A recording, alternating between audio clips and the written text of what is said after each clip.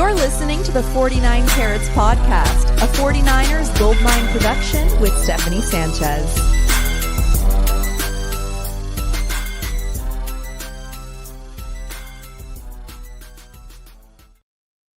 What's going on, everyone? Welcome to another edition of the 49 Carats Podcast. I'm your host, Steph. It is Friday, January 3rd. You are tuned in to the final preview show of the season, and joining me as always, although it's been a while, KP. KP, you have a good holiday, New Year's? Yeah, it was cool. Got to see a bunch of family, got to get away for a little bit. So it was nice to reset. Unfortunately, this is the time where we reset and talk about the second season, right? But no second season this year, but I'm good. How was your holiday? It was good. It was pretty low key, seeing the in-laws, all that stuff. You gotta check the box and all that. So yeah, it was pretty chill. And yes, it is that weird feeling of, this team isn't going to be in the playoffs really set in. I think Monday night, especially, I was especially sad about it on Monday night because, you see all the montages they show about 49ers and Lions game last season, NFC Championship. And those are really good memories, but we don't have those this season. So, yeah, it's been a tough one. So let's just go ahead and get this final preview over with, right? 49ers, Cardinals, a meaningless game, but the only meaning to it is that it is the last one of the season. So Desi will be joining us in a bit to talk about some injuries. She can't make it on right this second. So we'll go through some of these injuries, and when she joins, we'll talk about Brock Purdy, because I have some questions about his elbow. And he is one of the players that's been declared out for this game, as has been Spencer Burford, Diamador Lenore, Deebo Samuel, Robert Beal Jr., Demetrius Flanagan-Fowles is doubtful. And for the questionables, we've got George Kittle, Jair Brown, Colton McKivitz, and Isaac Yiadom. This is a not surprising list, right? It's week 18. I think anyone who is dealing with something, even something as small as a hangnail, would maybe be out for this game. But, Brock's probably the headliner here. But Lenore and Samuel, I think, are pretty key for this game as well. Who do you think steps in? Obviously, Mooney Ward is expected to be back for this game. But who do you think steps in as the nickel corner in this game? Do you think it would be Renardo Green? That's a good question. I don't know. I don't know if you want to move him, right? You've basically cemented him as a perimeter cornerback, and he's done a tremendous job in that sense. So for one game, does he really need to be moved inside? I don't know. I don't know that I would do that, but also at the same time, who else would they put there? I remember who did they sign? They poached somebody from a practice squad. They threw him in a nickel right away. I don't know if it was the Bills game or what it was, but it did not go well. So I guess I'm a little fascinated to see. I wish I could. I can't remember. Was it Nick McLeod? Yes, that's exactly what it was. Yeah. Maybe they do that again. Maybe they go down that direction again. It doesn't seem like they have a choice. Right. And in my mind, that's why they brought in all these other guys. They've been signing guys left and right at all positions this week. But if you're just thinking of the best three cornerbacks available, it'd probably be Mooney, Renardo, and then Rock Ya-Sin if Yiadom's not playing. So that would maybe necessitate a move to Renardo inside. I don't know. So Yiadom is questionable. We'll see if he ends up playing. As of right now, the only four, I guess, healthy guys on the roster that haven't been declared out already: Charvarius Ward, Rock Ya-Sin, Isaac Yiadom, and Nick McLeod. They could elevate Chase Lucas for this game, who's on their practice squad. But yeah, that's very thin. I was actually thinking maybe they give him a shot, but we don't know how they look in practice.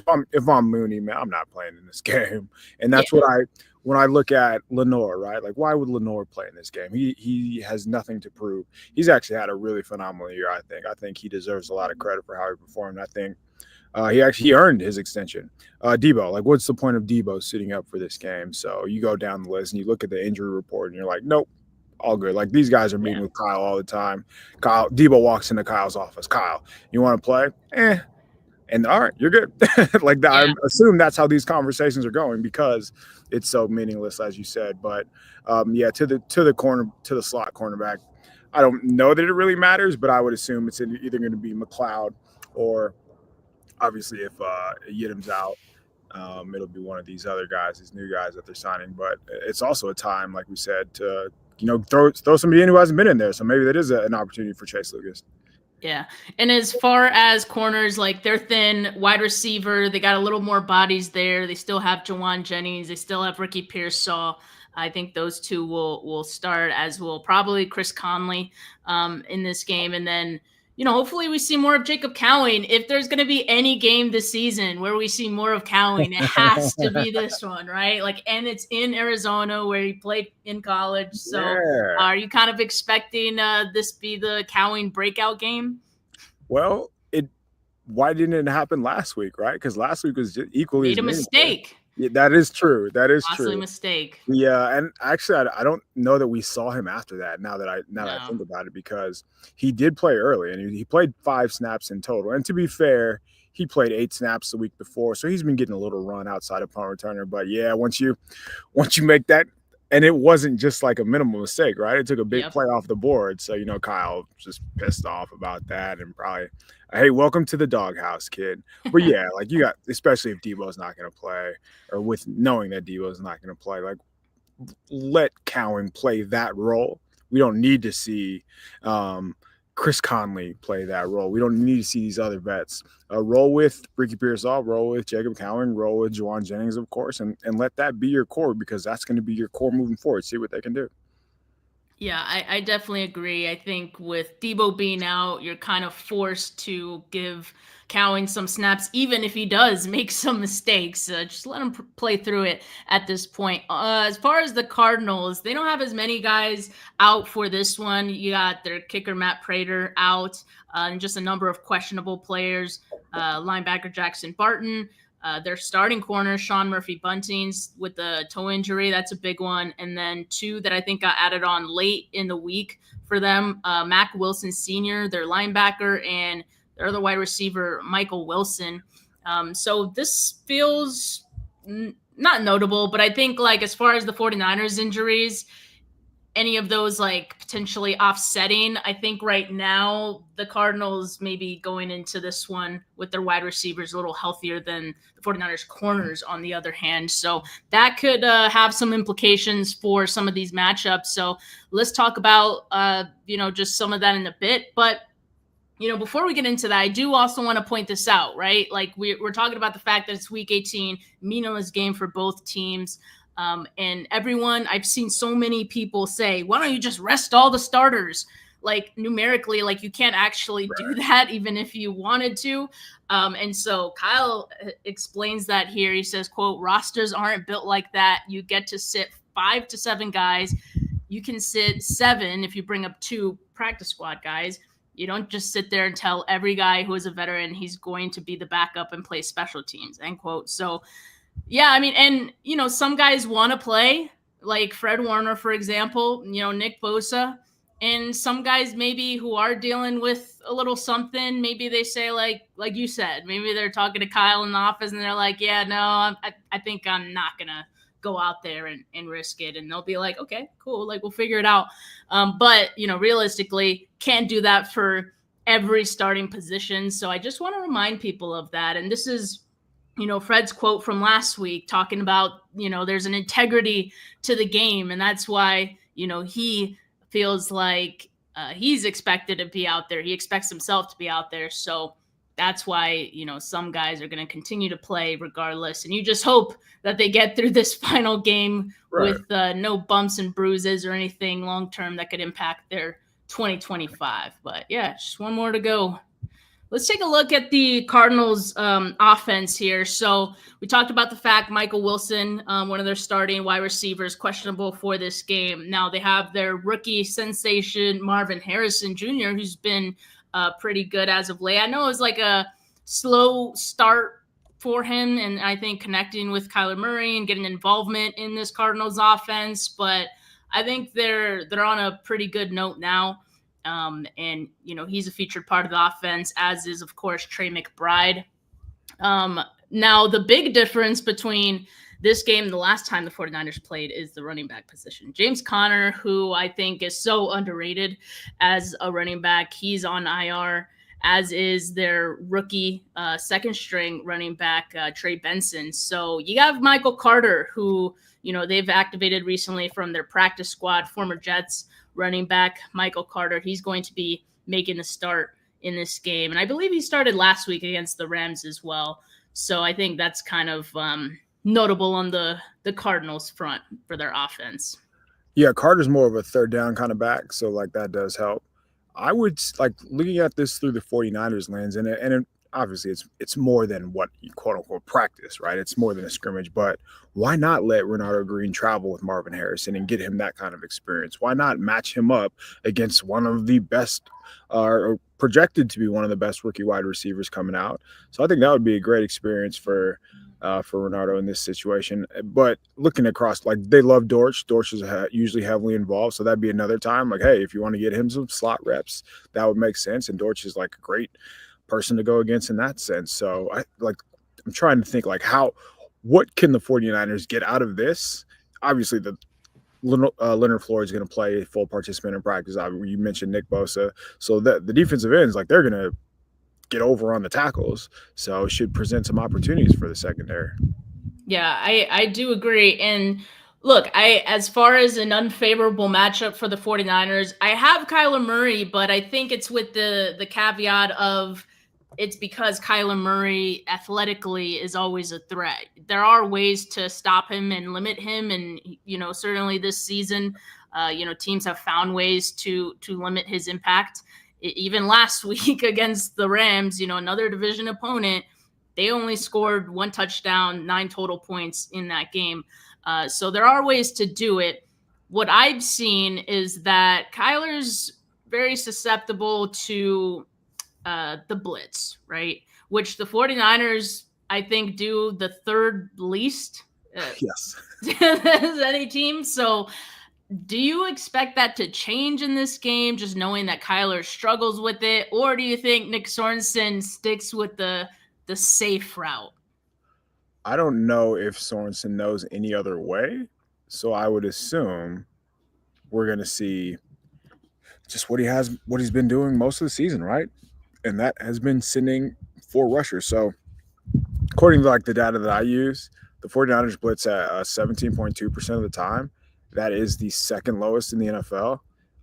They're second lowest against the pass. It's a little higher like when you calculate run blitzes, but they run league average for cover 0, which is just rushing essentially when you only have 4 defenders. So you're rushing probably 6.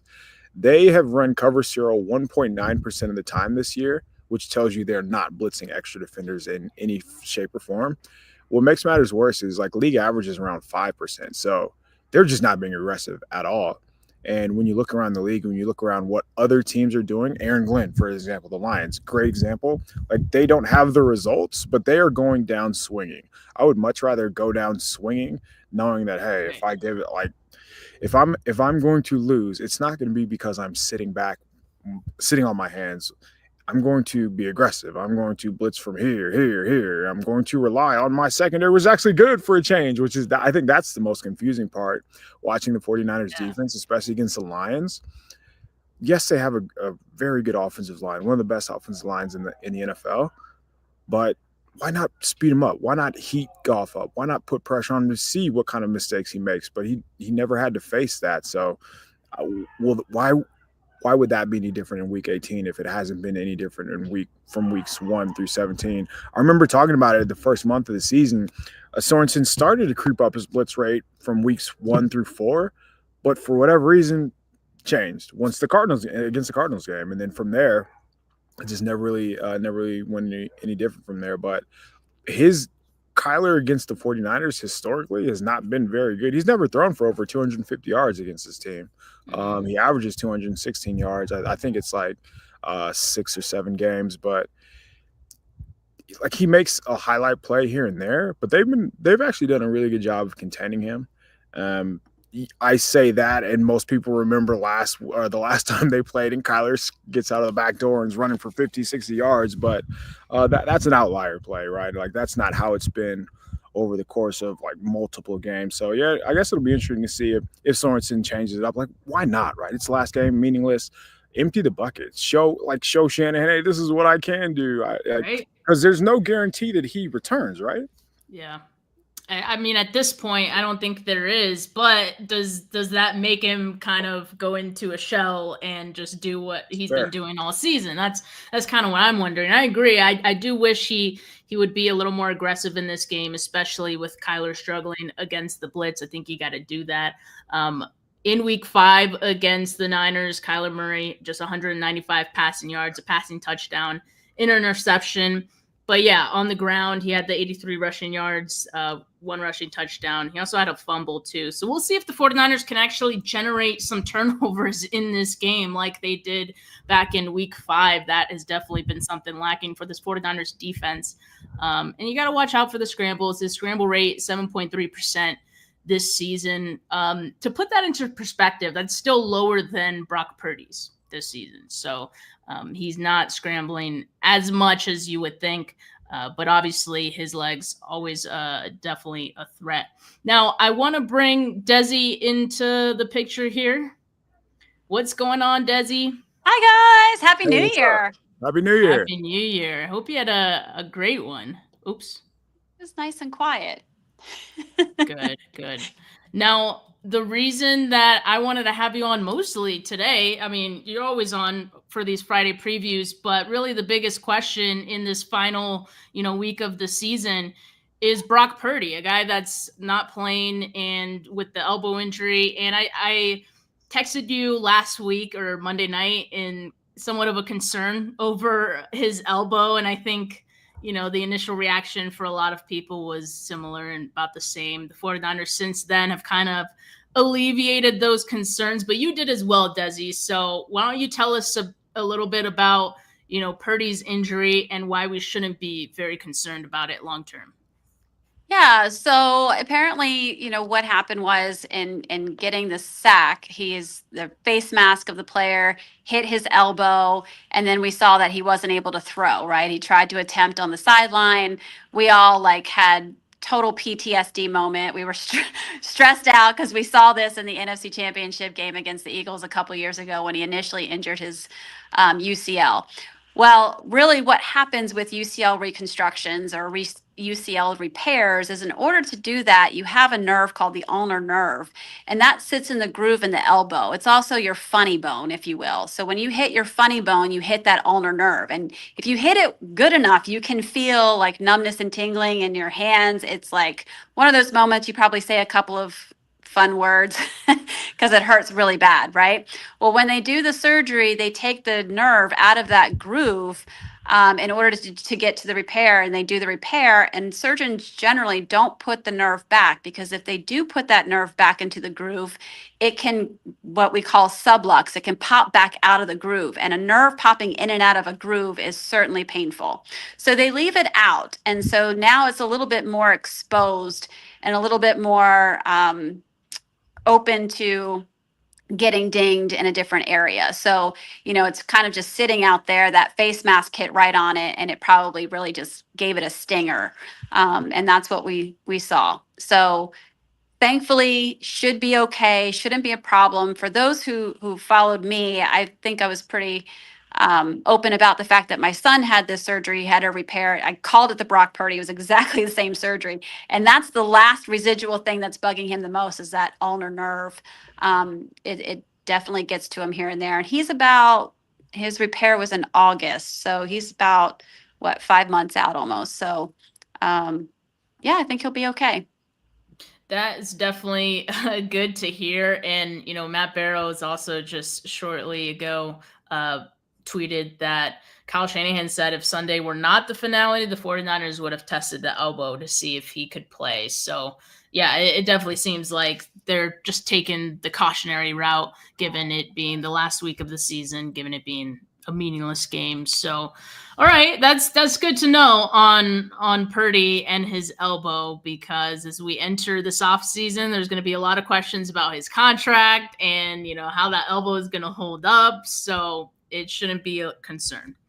Yeah. How good did Dobbs look when he finally got to go in there? Hey. Is there questions there? Did people have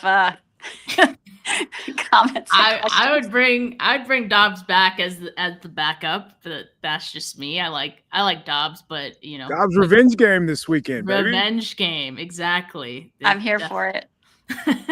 I'm here for it. I think we all are. But yeah, I'm definitely not concerned about any of the other injuries, Desi. I think we were just talking about the fact that anyone with a hangnail would probably just be out for this game, be cautionary about it. I wouldn't even be surprised if Kittle is active for the game, but doesn't play, many snaps. He's questionable with the ankle hamstring injury. But we'll just have to wait and see. But yeah, Desi, thank you so much for, joining us for the injury update. Like I said, last preview show of the season, but I'll have you on in the off season, Desi. There's no doubt about that. Awesome. Well, thanks guys. I appreciate you guys having me on. I've enjoyed my Fridays with you guys, and we'll see what this postseason looks like for the other teams. Yep, that we will. Thanks, Desi. All right, guys, take care. Take care. All right, so let's get back to these matchups here. So the next one, regarding Arizona's offense, Trey McBride. I mean, he's definitely one of the top tight ends in the league in just a short time being in the league. And in week 5 against 49ers, he had 6 catches, 53 yards, modest day, right? But, as of late, the 49ers have given some modest and a little bit better days to tight ends. Jonnu Smith, 62 yards against the Dolphins. And then last week against Sam Laporta, 64 yards and a touchdown.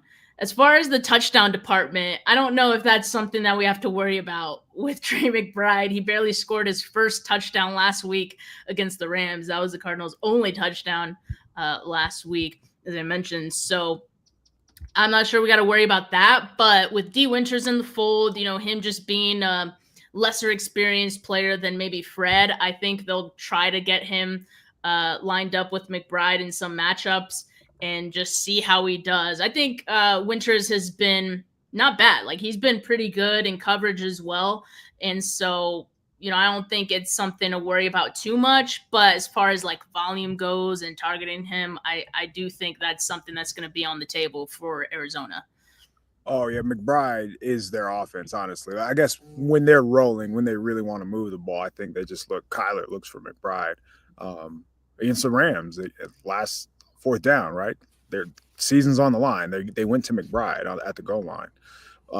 You look at his target share is incredible. So against the Rams, he had 16 targets, but the week before he had 4 targets.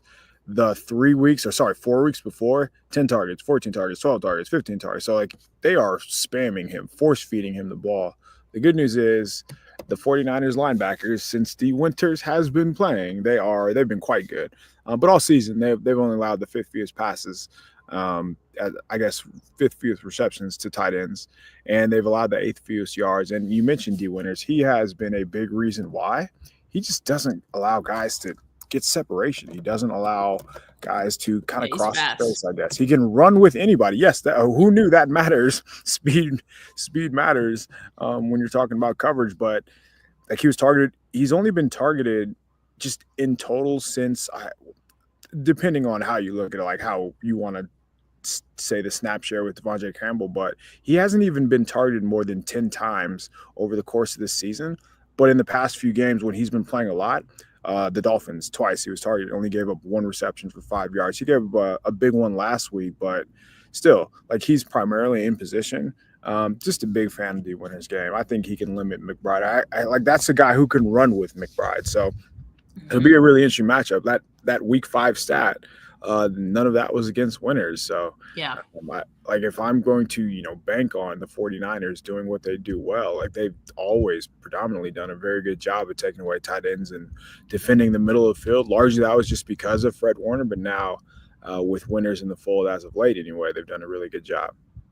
Yeah, I agree. I think Winters has been pretty good, and I think at the same time, like Arizona is gonna target him just to see if he can keep up with McBride. But I think we feel confident that he probably will. But McBride probably going to get his as well, just because the volume that he gets, Right. and he is really good. So Almost like I was talking about like that. Renardo Green, Garden Harrison. Like this would be a great time for winners to get reps against a quality tight end who is in your division and you're going to see multiple times a year moving forward. I agree. I think that should be part of the plan going into Sunday, at least. Try to maximize some of these matchups that you are going to see more of, and some of these younger players are going to be more involved next season. So why not let them cut their teeth against some of the best that Arizona has to offer. Now, as far as the best, I wouldn't say the running back situation is that right now. We mentioned that James Conner and Trey Benson going to be out for this game. And so the former Jets running back, Michael Carter, is set to start. Last week against the Rams, he was pretty efficient, like 13 rushes, 70 yards. And so I still feel like the 49ers have an opportunity to, stop Michael Carter, and that can go a long way in, limiting this Cardinals offense altogether. Michael Carter is not James Conner. And I know James Conner always has pretty good games against the 49ers. So the fact that they're not facing him could be a very good thing. I also think last week, if Bosa has anywhere near the game he had against the Lions, and he was playing some good run defense in that game as well, not just pass rushing, I think it could go a long way too to stopping this Cardinals rushing attack.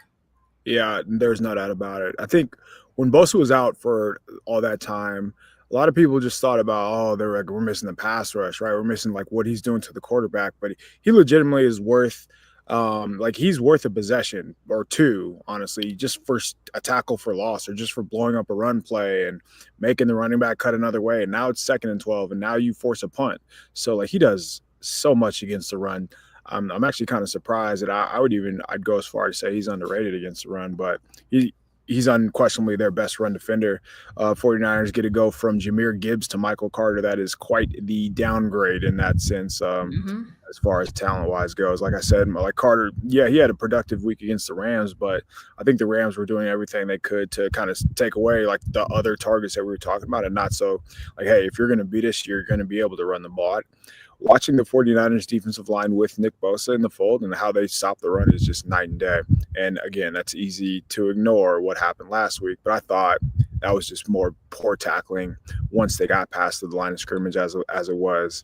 And again, it's also not the Detroit Lions offensive line we're talking about either. So big difference there. Yeah, I would imagine the 49ers do everything they can and do a good job of making the Cardinals be one-dimensional here. Yeah, I agree. And I do think, D. Winters was a huge, impact on Monday night against the Lions run game a couple times, because he moves so fast. And, once target acquired, similar to Mustafa as well, like those guys can come downhill really quick to, at the very least, even if they miss tackles. And I know you mentioned this, KP, you mentioned the missed tackles of Winters, but even the missed tackles impacted the play because you had the running back having to slow down or stop and change the direction.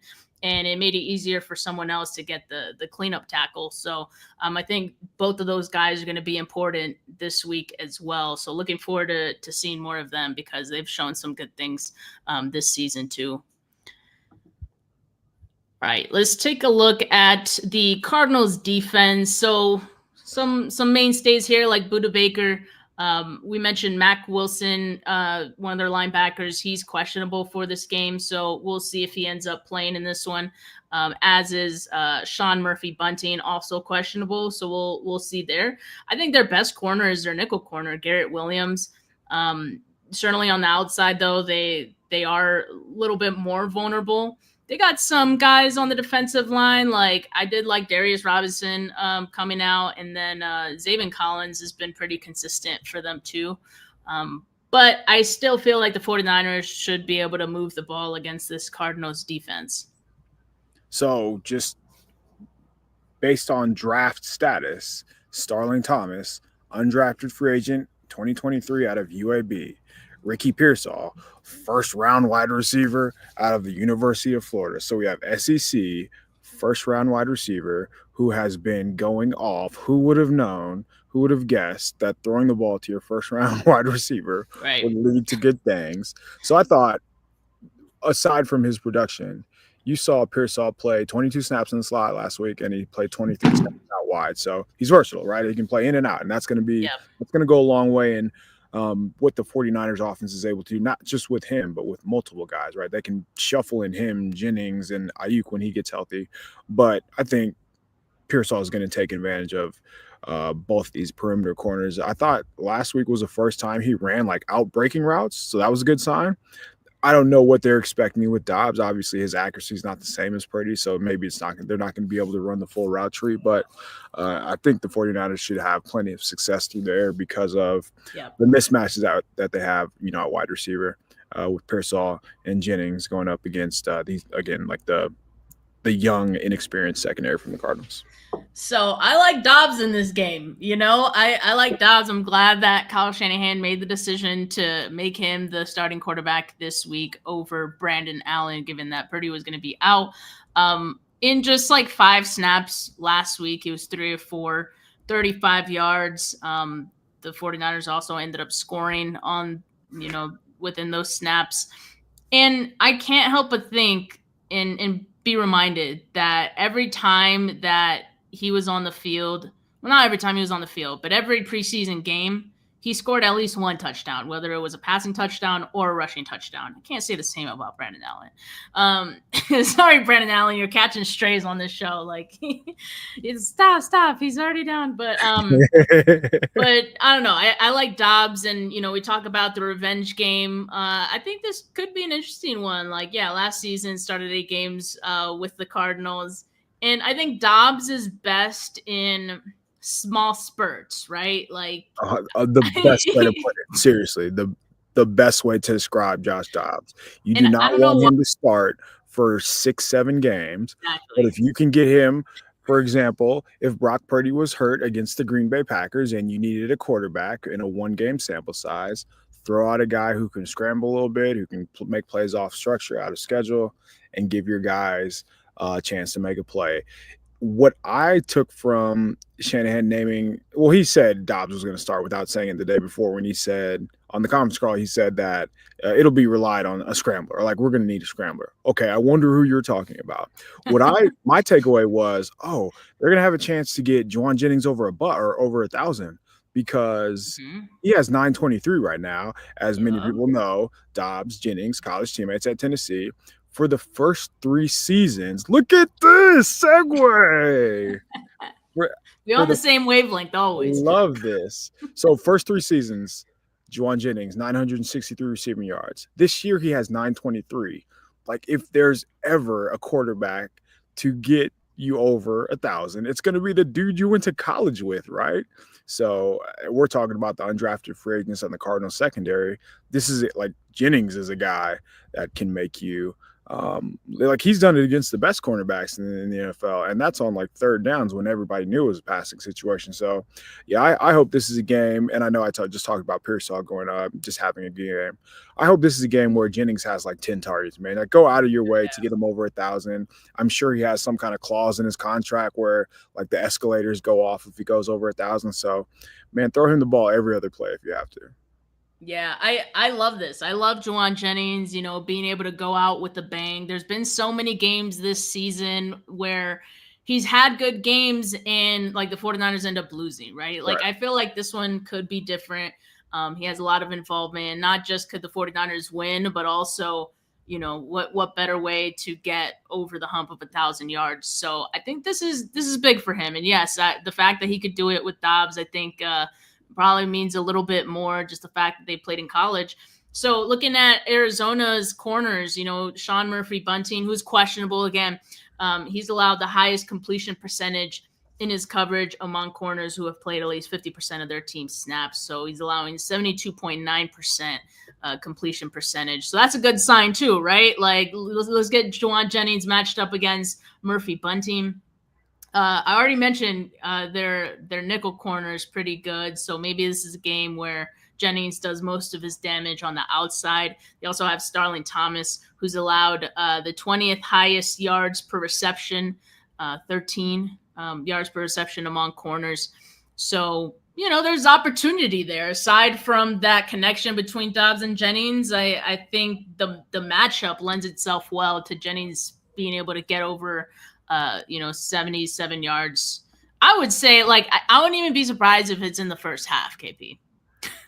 So think about what we're talking. It's like 3 big plays effectively, right? Because Juwan Jennings usually has a game where he has 25, 35, whatever, like that. Yak too. So yes, exactly. So let's say there's built in a 30-yarder.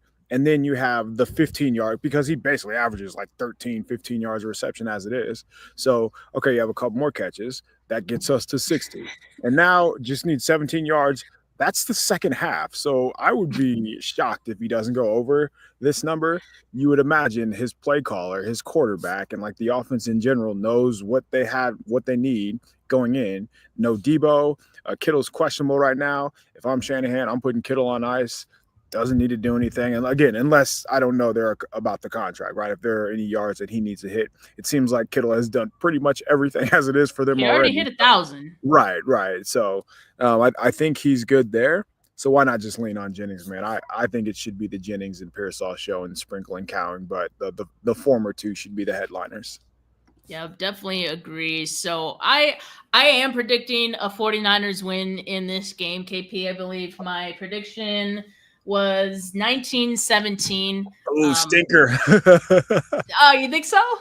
No, I'm just the fact that it's 19-17 is it feels low, but we're talking about backups playing backups. A lot of backups, yes. Yeah. I did have that in consideration as well. And I think the 49ers with Dobbs could realistically put 19 up against this defense especially. So we'll see. I mean, just last week, like Cardinals and Rams was 13-9. It was the score. So, these divisional games, you never know how they're going to go. But it is the last week of the season and, plenty of guys will be out. So, yeah, 19-17. I think the 49ers win. So I'm still rooting for a good draft pick. So if the 49ers win, hopefully Cowboys beat the Commanders, which, oof, man, I don't feel good about that one. Right. And hopefully, what's the other one? I think it's like the Colts have to beat the Jags. Yeah. What do you got for this one? I think the Jennings big game 49ers lose theme of 2024 continues. I think Jennings does have a big game. But I think this is more sad. I think it's pretty obvious that the 49ers are throwing in the towel here. And I would not be surprised if Kittle does end up being ruled out. So that does take a big portion of their offense away if he is ruled out. I think we're on 2 different sides here in the sense that Gannon, Jonathan Gannon, Arizona's head coach, he's probably trying to build something, right? Like they have something to prove because they've never done anything before. So he's going to be a try-hard still. He's going to use all his healthy starters. And like Brock Purdy, Debo saying, like you can go down the injury list. 49ers don't care about this game. And I wouldn't care about it either if I were them, right? Just keep players healthy who need to be around for next year. They're missing a ton of players. So I think it's going to be somewhere along the lines of like 24-17 Cardinals. Okay, so you're expecting a little more points and a little more from the Cardinals. Now, do you think that we see Jake Moody attempt a field goal at all in this game? The State Farm Stadium is in a dome. It does have a retractable roof. I'm outside. There's no wind or anything. It doesn't, even if it was. There's no excuse for him to miss, no matter what it was. But yes, it is inside. Kyle did say he was going to kick in the season finale. Man, it has been kind of rough to watch because, when you take a kicker in the 3rd round, you're basically saying he's going to make 85 to 90% of his kicks, not just 1 year, but for like that 4-year career. and then I'm going to re-up and re-sign him and extend him and do the same thing for the next 4 years. So like you're effectively saying I have a 10-year kicker in my mind who's just I can send him out here just like they used to do with Robbie Gould. But as we've seen, he's just not that player right now. And I don't know if one flub led to like the break in confidence, but it does kind of suck to see his confidence go in the tank here. But I would imagine they do. But 4th and 2 is going to be tough, man. Especially knowing that Dobbs has that scrambling ability. Yeah. But I would honestly, in a meaningless game, I would let Moody kick just because he needs to see one go through the hoop. He does. I mean, I think you got to try it. If he misses again, that's where I'm like, all right, we gave you a chance, buddy. But we'll see how it goes down. We'll see if the 49ers could end their 2024 season on a good note. But KP, thank you so much for joining me, not just today, but this entire season for these preview shows. It's been a pleasure. And thanks, man. Appreciate it. As always, no, I appreciate you having me on. I think if we continue this next year and even in the offseason, we're going to have plenty more good news. So last place schedule will help. So we'll having your best players available. Indeed. All right, everyone, make sure you like this video. Make sure you subscribe to the channel if you haven't yet. Audio listeners, leave a rating, leave a review. And YouTube viewers, make sure you hit that notification bell because that is the best chance to know when I'm going to be going live. And as we head into the off season, content's going to be a little more sporadic, a little more random. So make sure you hit the notification bell. All right. Have a good Friday, everyone. Enjoy the last game of the season. But for now, peace.